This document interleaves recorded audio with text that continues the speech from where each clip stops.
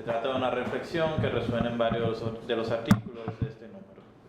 A pedido de Global, CACEM preparó un dossier donde se abordan varios de los temas imprescindibles hoy al tratar la realidad europea. Precedidos de una introducción suya, presentamos los trabajos de Christopher Ventura, Frédéric Vial y Frédéric Lebaron. En Un nuevo paisaje político a raíz de las elecciones europeas, Christopher Ventura estudia los resultados de las elecciones europeas celebradas en mayo y presenta las tres grandes tendencias y los retos de la izquierda radical. Frédéric Vial, en los acuerdos del partenariado económico en negocios ilusos para países en vías de desarrollo, describe y analiza los acuerdos relativos al comercio que existen con los ACP. Aciertos y fallas en la política exterior de la Unión Europea, de Frédéric Lebaron, hace un breve balance de cómo la Unión Europea maneja sus asuntos internacionales, presentando sus reveses en este campo y concluye preguntando si Europa está perdiendo su identidad. Por otro lado, también en el ámbito de Europa, Víctor Hugo Pérez Gallo, en La izquierda europea ha muerto, larga vida a Podemos, nos presenta el fenómeno de esta particular agrupación política que está causando furor en España, y a su líder, Pablo Iglesias, que busca hacer política más allá de la dicotomía izquierda-derecha, propugnando reformas en los ámbitos social, económico y político. Sin apartarse de ese mismo análisis geopolítico, el señor Elías Acosta Matos, en ¿Por qué falla la teoría de los estados fallidos?, evalúa los resultados de los estudios realizados por organizaciones como Cato Institute, Fund for Peace, el Banco Mundial, y hace hincapié en sus propuestas, la teoría de los estados fallidos y el Nation Building. En última instancia, nos da a entender que estas instituciones, en vez de responder a las necesidades de los países, sobre todo los países, digamos, como lo catalogan de tercermundistas, se relacionan más con las conveniencias y los intereses de naciones poderosas como los Estados Unidos. También incluimos un artículo sobre la herencia africana en la música popular dominicana, así como perfiles de los escritores Jack Kerouac, César Aira y José Emilio Pacheco. En cuanto a la entrevista, se le ha realizado en esta ocasión a Herr Fischer, humanista francés que reivindica la aldea global y señala cómo lo digital ha unido al planeta y cómo cada acontecimiento que sucede en un país tiene repercusiones en sus vecinos.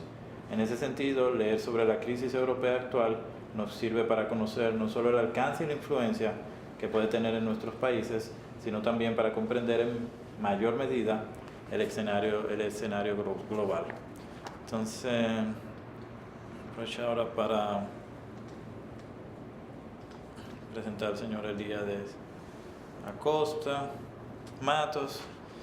Y bueno, aquí en la biografía tenemos que es un filósofo cubano, doctorado en Ciencias Políticas, se desempeña como investigador del Archivo General de la Nación y colaborador académico de la Fundación Global Democracia y Desarrollo y de la Fundación Juan Bosch.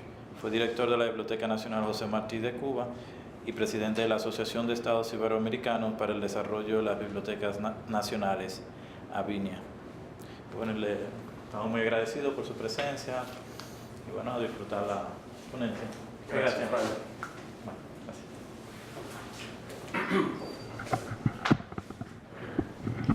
Bueno, muy buenas tardes, estimadas amigas y amigos. Es un placer estar aquí con ustedes. A mí no me preocupa que haya pocas o muchas personas. A mí, si uno me basta.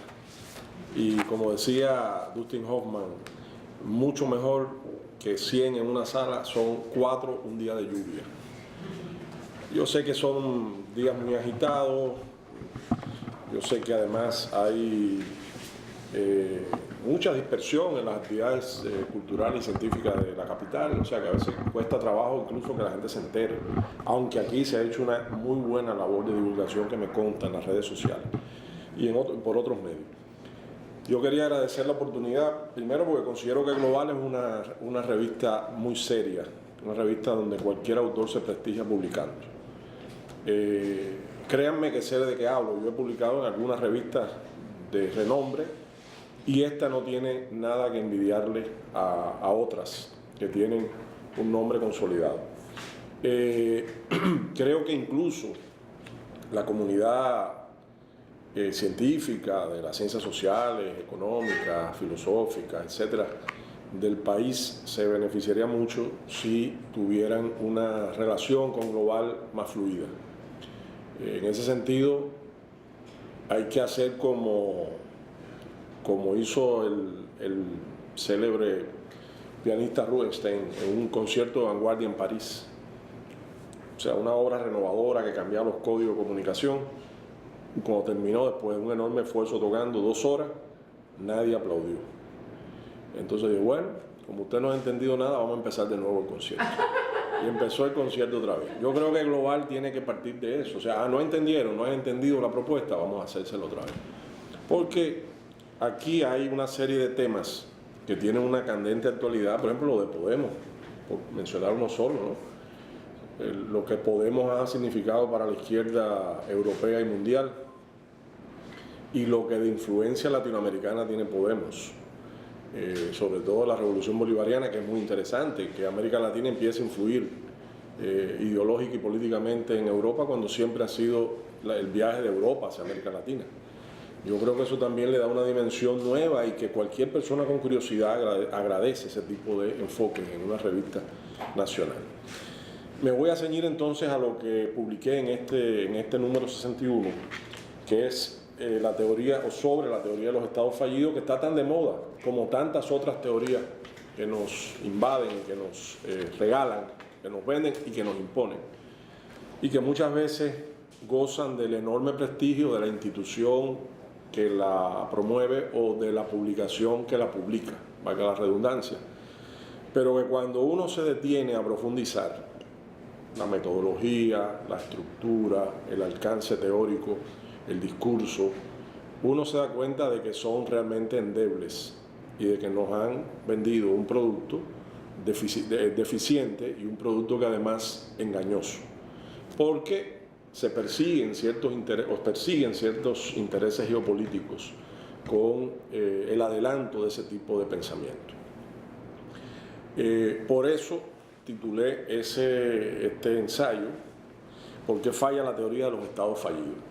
Si yo hubiera publicado, digamos, si Global hubiese tardado un poco en publicar este ensayo, digamos, si hubiese salido en el número 62, 63 o 64, no hubiese podido tener este título, porque la institución que promueve la teoría de los estados fallidos, el Fondo para la Paz, Fund for Peace, acaba de cambiarle el nombre al Index. Ya no se llamaba antes Failed State Index, o sea, Index de Estado Fallido. Pero han sido tantas las protestas de gobiernos, organizaciones, académicos, etcétera, con el cartelito o la etiqueta de Estado Fallido, que se presta a tantas cosas, que de eso voy a hablar, que le acaban de cambiar el nombre al Index y ahora se llama Fragile State Index, o sea, Index de los Estados Frágiles. Fueron tan cuidadosos que para la sigla FSI tradicional, antigua, se mantiene igual, FSI. O sea, mantienen, como decir, la denominación de origen para que siga el negocio y no se pierda el negocio, el producto no sea identificado. O sea, que estamos en presencia de una mutación muy interesante que esta institución ha protagonizado, que es pasar de la denominación de estados fallidos a estados frágiles. En realidad no cambia ni la metodología, no cambian los 12 grandes campos de criterios que permiten a una herramienta, un software creado por ellos que se llama Comcast, permite alimentarlo para que dé los resultados, o sea, lo que sería el hit parade o el index de los estados fallidos o de la situación de todos los estados de la Tierra. Lo primero que hay que decir es que los intereses geopolíticos no se defienden solo, incluso ni siquiera en primer lugar, mediante el despliegue de tropas, ni de armamento, ni de satélites, ni de misiles, ni de portaaviones. Los intereses geopolíticos se mueven sobre todo a través de teorías, y en primer lugar de teorías que fundamentan el envío de esos misiles, de esas tropas, de esos cohetes hacia determinados puntos, para beneficiar o promover determinados intereses geopolíticos de las naciones más poderosas. Entonces, en ese campo hay que recordar que estamos, o sea, las ciencias sociales, sobre todo siglo XX y lo que va del XXI, están inmersas en algo que no es exagerado llamar guerra cultural. De hecho, en Estados Unidos, el mundo académico usa mucho el término de las guerras culturales, que permite entender que primero se vence en el terreno de las ideas y luego se vence en el terreno militar, contrariamente a lo que a veces pensamos. O sea, no se ataca a un país, o no se invade un país, o no se agrede un país, o no se ocupa un país sin antes no haber demonizado a su gobierno, desmoralizado sus estructuras, aislado del mundo exterior su proyecto de civilización, y después es que se envían los marines. O sea, no pensemos que es a la inversa. Claro, ya un país ocupado es más fácil una penetración cultural, un dominio cultural, una occidentalización, sobre todo para países del tercer mundo, pero lo que primero avanzan son las ideas. Entonces, ¿quiénes avanzan las ideas? Bueno, tanques pensantes, fundaciones, asociaciones, aparentemente ONG con un pedigrí académico, que muchas veces son un fraude. Y permítame que sea muy crítico de este mundo que es de tan buen gusto hablar bien de él y es tan usual, o que tiene una especie de glamour, y han logrado imponer autoridades en todas las materias. Entonces, un pensamiento crítico sencillo, sin ser muy sofisticado, se daría cuenta si profundiza que estamos ante ídolos con pies de barro. Yo tengo un libro que se llama El Apocalipsis según San George, que fue publicado en Cuba en el 2005, está online, free, que tiene un capítulo dedicado al estudio de los tanques pensantes y las fundaciones que lo financian en Estados Unidos. Y eso me dio la pista a mí que yo aplico me dio la metodología para analizar qué pasa con el Index y qué pasa con el Fondo para la Paz que lo promueve. Y por lo tanto ahí no me sorprendió nada lo que encontré, porque en aquel capítulo yo había profundizado, por ejemplo, sobre todo en el entramado del pensamiento neoconservador norteamericano. Por cierto, creíamos enterrado ese pensamiento con la victoria de Obama. Los más ingenuos dijeron que era la debacle, el fin del pensamiento neoconservador, que es un pensamiento surgido en los años 30 del siglo XX, en el gueto judío de Nueva York, por una serie de personajes que venían huyendo de la izquierda, habían sido algunos comunistas, trotskistas, sindicalistas, luchadores, y que estaban decepcionados con las políticas estalinistas en la Unión Soviética, y que fundaron una especie de logia o clan que luego fueron ampliándose y que terminó siendo la corriente de pensamiento conservador más importante en los Estados Unidos, al extremo de llegar al poder con Ronald Reagan y su revolución conservadora en los años fines de los 70, principios de los 80, ser gobierno, digamos, 40 y pico de esos grandes pensadores neoconservadores fueron altos funcionarios de Reagan, o sea, Jane Kilpatrick, Francis Fukuyama, Elliot Abrams, y así sucesivamente, Richard Perle, etc. Y no se han ido más del gobierno. O sea, tuvieron un impasse con Clinton, volvieron por sus fueros con Bush, que fue donde tuvieron su época dorada, pasaron a la oposición con Obama, pero están ahí. Y esa gente en el año 2007 publicó en internet un programa de dominación mundial que se llamó Proyecto para un Nuevo Siglo Americano, por su sigla en inglés PNAC. Ese proyecto, 2 años antes, el 11 de septiembre del 2001, explicaba todo lo que se iba a hacer en el mundo después del 11 de septiembre del 2001. O sea, era un mecanismo de expansión geopolítica descarnada y decía los pasos, los países, los intereses a promover, sobre todo en Medio Oriente, que era el lugar más contencioso. Pero acuñaron la frase Nuevo Siglo Americano.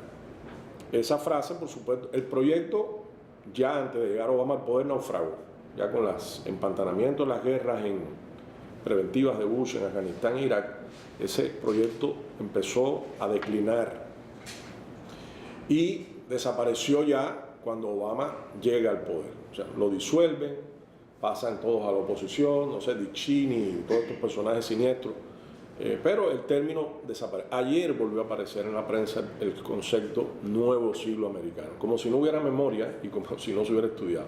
En boca nada más y nada menos que de Marco Rubio, este cubano de origen que está senador por la Florida, que está ya de candidato a la presidencia por el Partido Republicano.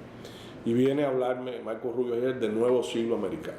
O sea, En primer lugar, eso te demuestra la indigencia del pensamiento conservador norteamericano que no para de una derrota en otra, que tiene que resucitar, como mismo hay que hacer un remake de Iron Man o de Superman, porque no hay ya ideas que puedan mantener la industria de Hollywood, lamentablemente, demasiadas tensiones sobre la creación, y entonces empiezan los remakes cada vez más infantiles de los superhéroes. Entonces en la política pasa lo mismo. Lo que estamos viendo es los remakes infantiles de las mismas teorías políticas que se enarbolaron en el 2007, 7 años después, como si eso fuera una carta a movilizar al elector norteamericano o a la opinión pública mundial.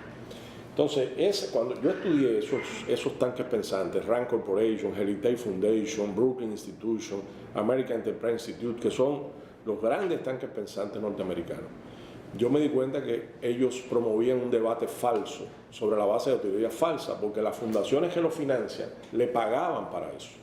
Entonces fabricaban autoridades. O sea, el tipo que más sabe de cambio climático es fulano.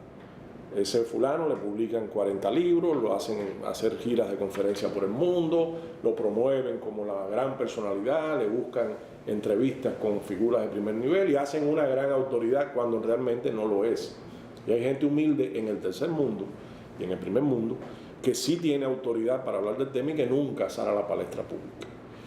La cantidad de dinero que las fundaciones conservadoras y sobre todo las grandes transnacionales disponen para financiar estas falsas teorías, estas falsas autoridades y estas falsas instituciones académicas que son los tanques pensantes es inimaginable, inimaginable. O sea, había una frase que encontré en aquel momento cuando estaba escribiendo el libro que decía: el dinero brota de esas fundaciones como la sangre de una arteria rota, o sea, a borbotones, para financiar esto, porque ellos comprenden de que esas teorías son las que de verdad le permiten el dominio y el control mundial, más que un portaaviones. Por esa razón, no me sorprendió que quien está detrás de la teoría de los estados fallidos es una fundación de ese tipo, que se llama Fondo para la Paz, que es dirigida por altos funcionarios salidos del gobierno norteamericano, quizás de estos neoconservadores que hemos hablado, que además han estado muy vinculados con las más altas esferas de la inteligencia norteamericana, que es un rasgo del movimiento neoconservador, y que además están financiados por grandes transnacionales que yo aquí detallo con nombre y apellido. Ahora me acuerdo de Texaco, Chevron y la Exxon, y creo que Monsanto me parece que también. O sea, cuando detrás de un académico y una institución académica están esos tiburones de la finanza y del comercio, usted tiene que ya pensar 2 veces sobre el resultado académico de esa institución, porque está condicionado por el que paga ordena la música, sencillamente. Y aunque hayan gente muy honesta, independientemente de la tendencia ideológica que tengan, de derecha, de centro, de izquierda, siempre hay gente honesta que se niega a violentar los resultados de la ciencia por aceptar dinero, pero la mayoría, lamentablemente, acepta y condiciona su trabajo a ese tipo de condicionamiento. Entonces, la teoría de los estados fallidos, para que se cierre el ciclo, desde el año 2005, el Index lo está sacando este Fondo para la Paz. Y lo publica para legitimarlo una prestigiosa publicación que se llama Foreign Policy. Es decir, fíjense cómo se escoge una publicación prestigiosa de muchos años que legitime al publicar el Index. O sea, ese Index no lo publican ellos por su cuenta. Ese índice no lo publican en cualquier, no se publica, es como los premios soberanos, que la gente lo espera en un momento determinado en el año. O sea, oye, va a salir el Hit Parade o los Grammy, que se sabe que va a salir el Index en Foreign Policy, y eso le da un aire intelectual, refinado, académico, repito, legitima es la palabra exacta, y no lo presenta cualquiera. El Index de este año que yo analicé aquí en la de eso lo presentó el jefe de Estado Mayor Conjunto del Ejército Norteamericano. Es decir, claro, más claro ni el agua, es una herramienta de seguridad nacional, es una herramienta de preventiva, sobre todo dirigida hacia el tercer mundo, hacia países del tercer mundo. Porque, claro, aunque ellos califican a todos los países de la Tierra sin excepción, año por año, en base a esos 12 parámetros con los cuales alimentan el software, Los peores resultados siempre están en el tercer mundo. Y sobre todo, el meollo de la teoría es la gobernabilidad. O sea, no se trata solo de que sean subdesarrollados, no se trata solo de que sean propensos a conflictos violentos. Se trata sobre todo de que los estados, al ser fallidos, no garantizan la gobernabilidad de la nación. Y eso entonces lleva a una... por ejemplo, en el del 2014, que lo bajé para traerlo aquí, que es este, en el del 2014 no solamente se dan, ellos han ido complejizando el índice. Al principio eran solo una línea, claro, los que tenían más puntuación eran los peores y los que tenían puntuaciones menores eran los que mejor ubicados estaban. O sea, iba de los peores a los mejores. Pero ellos han ido complicando el análisis, lo cual me parece muy interesante, que han ido, por ejemplo, ya no solamente te dan ese índice, sino se dan los mejores y los peores por indicadores de ese año. Pero también te dan una estadística, las tendencias de la década. O sea, en la última década, porque ya cumple una década el índice, empezó en 2005, cumple este año casualmente una década. Te dan las tendencias y según unas categorías aquí, que todas ellas no son explicadas científicamente, que te dice cambios marginales, algún empeoramiento, significativo empeoramiento, empeoramiento crítico, empeoramiento marginal, y ahí viene la lista de los países, alguna mejoría, evidente mejoría. O sea, fíjense cómo son cosas que tantean la realidad. Pero una de mis críticas, precisamente, que está aquí en el texto, es que yo considero que le falta al índice, y vamos a ser rigurosos, como ellos pretenden que son, le falta al índice una especie de, primero, de autoridades, una guía de autoridades. O sea, quiénes son las personas y cuál es el pedigrí, el currículum vitae de las personas que trabajan aquí. Eso nunca se publica. Segundo, las fuentes. O sea, si usted usa una fuente viciada de origen, el resultado de su teoría final va a estar viciado. Si esas fuentes son escogidas científicamente, usted tiene la razón se puede extraviar por el camino, pero tiene mucha más posibilidad de llegar a una conclusión científica que si usted coge una fuente viciada de origen. Entonces, las fuentes no se revelan nunca. Esos dos indicadores se alimentan, que son muy ambiguos, y que yo aquí lo que hago son preguntas. ¿Qué significa, por ejemplo, crecientes presiones demográficas? ¿Qué significa? ¿Quién decide lo que es una creciente presión demográfica? ¿Y quién considera que es una creciente presión demográfica? No solo la población, sino también los emigrantes que tú recibes. Sin embargo, así no sé. Si fuera así, los países del primer mundo estuvieran en ese índice muy mal, porque están siendo invadidos por oleadas de emigrantes. Y eso sería incluso peor en cuanto a creciente presión demográfica que el que emite al emigrante, al que se le va del país. Yo aquí hago una serie de preguntas, por ejemplo, en el caso, digamos, en aquel momento que ahora están cambiando las cosas para Cuba, y todos estamos muy contentos de que sigan cambiando así. En el caso de Cuba, por ejemplo, el robo de cerebro. Este es un indicador negativo, o sea, fuga de cerebros, lo llaman. Un eufemismo, no es fuga, es robo de cerebro. O sea, yo creo condiciones tal en mi economía fuerte que los de los países pobres, lo que más brilla y vale, va por gravitación universal hacia ese sitio. Salarios mejores, buenos laboratorios, posibilidades de publicación, etc. Pero en el caso de Cuba hay una perversidad especial, que es la ley de ajuste cubano. O sea, imagínense que Haití de pronto haya una ley de ajuste haitiano con respecto a Estados Unidos, que diga todo haitiano que pise territorio norteamericano, sea pasando la frontera, o sea en Puerto Rico, o sea en una costa de la Florida, pues llegó una yola, automáticamente recibe refugio aquí, en Estados Unidos, al año recibe la residencia y mientras tanto recibe subsidios del Estado. O sea, le pagan una cantidad de dinero. Yo me pregunto, ¿qué quedaría de Haití viviendo en Haití si eso se hace? Bueno, pues eso se le aplica hace 50 años a Cuba. Entonces, en el indicador fuga de cerebros, Cuba tiene una calificación negativa, pero no dice en ningún lugar que yo he creado una trampa para un imán, para atraer como un imán a los especialistas, a los científicos, a los artistas, a los deportistas cubanos para que encuentren. Digo, pongo el caso de Cuba, pero es así en casi todos los indicadores. O sea, son muy engañosos, no definen científicamente, se prestan a ambigüedades tremendas que al final, por ejemplo, ¿cómo entender lo que se llama retórica nacionalista?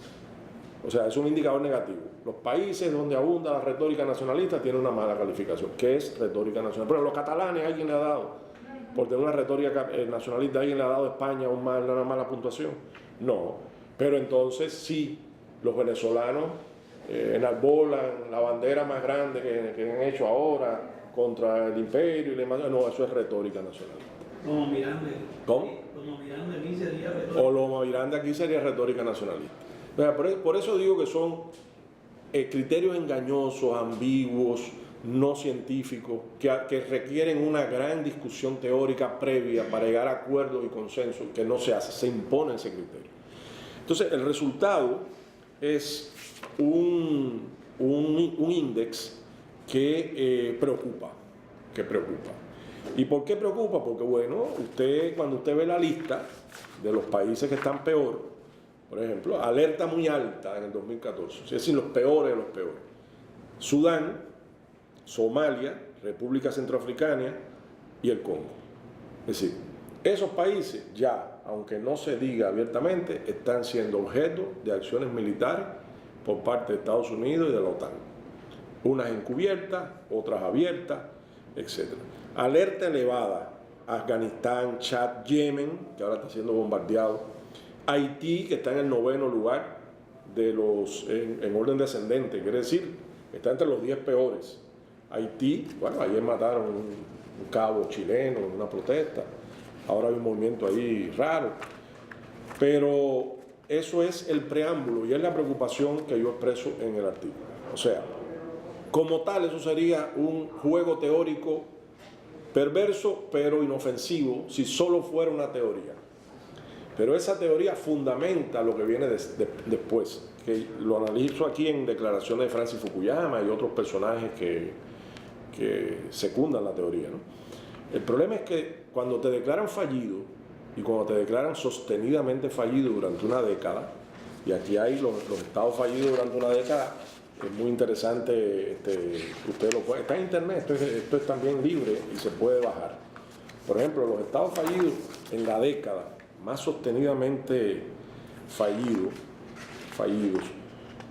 Bueno, aquí hay una cosa interesante. En el índice de Fragile State del 2014, entre los que reciben una mejoría significativa, que son los que más han mejorado, están Cuba y República Dominicana. Eso es interesante porque Rusia, y Bosnia y Herzegovina, Indonesia, Serbia, República Dominicana, Cuba y Rusia. O sea, son la gente que hemos mejorado según el índice. Ahora, los peores, que yo no lamentar así. Los peores, por ejemplo, Haití está entre los 10 peores en el 2005, entre los 10 peores en el 2006, entre los 10 peores en el 2011, entre los 10 peores en el 2012 y entre los 10 peores en el 2014.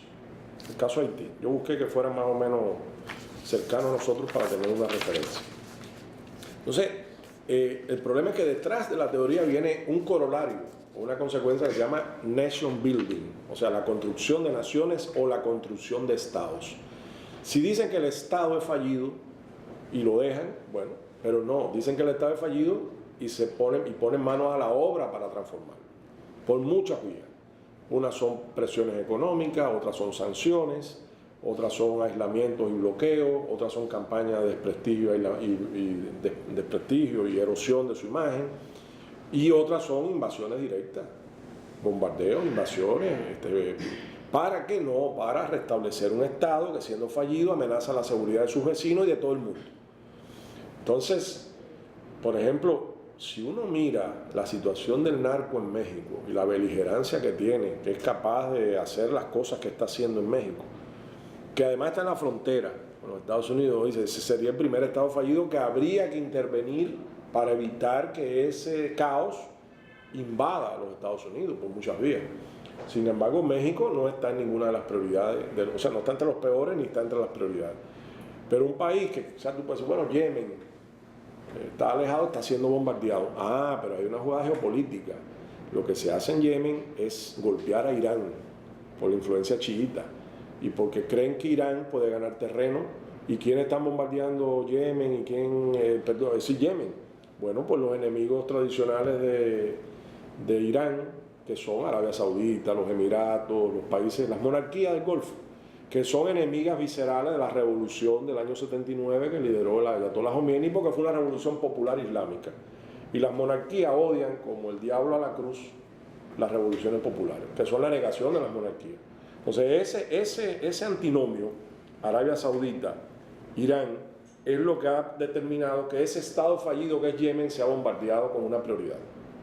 Y no México, como dije yo, por la situación que tiene. Entonces, lo terrible es esa segunda parte. Y esa segunda parte también ha sido objeto de una serie de investigaciones científicas de Fund for Peace y otras instituciones como RAND Corporation, que yo analizo aquí una guía para principiantes sobre la construcción de naciones, que RAND Corporation publicó. Es decir, RAND Corporation, que es el gran tanque pensante del complejo militar industrial norteamericano, y que por lo tanto es de los más beligerantes en cuanto a la política exterior, porque viven de la guerra. El complejo militar industrial vive de guerras, por lo tanto interesa incentivar guerra. Ha hecho una guía para reconstruir países. O sea, el primer paso, qué hacer con la policía, qué hacer con el ejército, qué hacer con los derechos humanos, qué hacer con la prensa, qué hacer con los puertos, qué hacer con las aduanas, qué hacer con todo lo de la vida de un país. Y tienen calculado incluso cuánto cuesta reconstruir una nación como Haití. Y yo aquí analizo el caso de Haití, que es similar a Sierra Leona y a Liberia, por población, por su territorio, etc.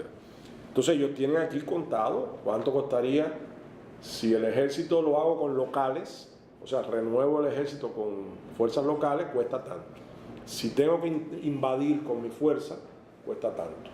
La policía la puedo reconstruir con locales, cuesta tanto. Si la tengo que reconstruir trayendo policía de fuera, me cuesta tanto. En resumen, una cosa terriblemente tonta, el costo de la democratización. Yo quiero que alguien me diga si un proceso como democratizar un país puede medirse en millones de dólares o en un periodo. Vamos a democratizar en 15 días, en 20 días, en 30 días.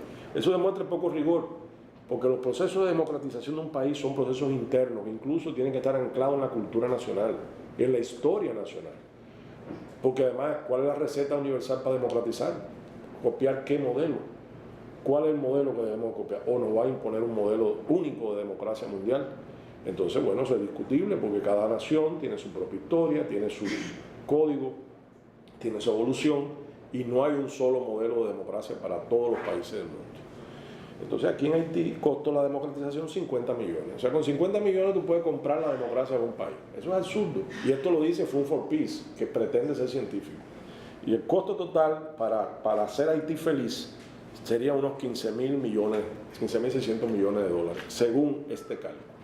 Sabemos que esto es falso, que los problemas de Haití no se van a resolver ni con 15.000 ni con 150.000 millones, porque están arraigados y afianzados en su historia, en sus dificultades, en su visión y su proyecto de país, en su composición de clase, en el bloqueo que empezó desde que empezó la revolución de Haití y que le ha hecho un daño profundo a un país como ese, que no ha podido tener una vida normal por muchas razones, y luego las dictaduras que fueron apoyadas precisamente por esto que ahora quieren democratizar con 50 millones. En resumen, que de eso se trata el texto, de provocar una actitud crítica del lector hacia algo que dábamos por asumido y por establecido, pero que hay índex sobre, no solo sobre gobernabilidad de los estados, hay índex sobre cuidado del medio ambiente, eso lo hace otra institución, índex sobre derechos humanos, otra institución, índex sobre libertad de comercio, eso todos los años otra institución se ocupa. En resumen, que nuestra vida está normada, la vida de las naciones y de los pueblos, por índex que hacen instituciones de este tipo, financiadas por quienes financian cosas como esta y con el carácter pseudocientífico de las conclusiones que hacen. Si se me pregunta que si es válido hacer el índice, no, muy válido, porque permite una discusión, perfecto. Lo que pasa es que no puede pasar el índice, ni este ni ninguno, acríticamente por las manos de las personas ni de las instituciones. Lo que debe hacerse es fomentar una discusión, fomentar un análisis, fomentar un pensamiento crítico alrededor de estas cosas que permitan ubicarlas en lo que son y permitan no esperar más de ellas de lo que van a dar por su origen. Y por lo tanto, yo creo que en esa medida seremos un poquito más...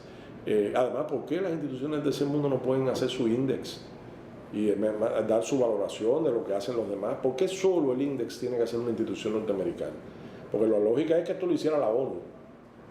Si a mí me dicen que la ONU va a hacer un índice, yo digo, la UNESCO, yo digo, puede que sea serio. No necesariamente serio, pero tiene más posibilidades de ser. Pero ¿por qué todos los índices lo hacen las mismas potencias? Y siempre son los que califican a los demás, que son los que viven condenados y dando explicaciones, cuando aquí todo el mundo tiene sus problemas internos que son bien conocidos y que son notorios. Bueno, eso era lo fundamental que quería compartir con ustedes sobre esto, y repito, agradecer a Global que haya cogido el texto y esta oportunidad de intercambiar en la tarde de hoy. Muchas gracias.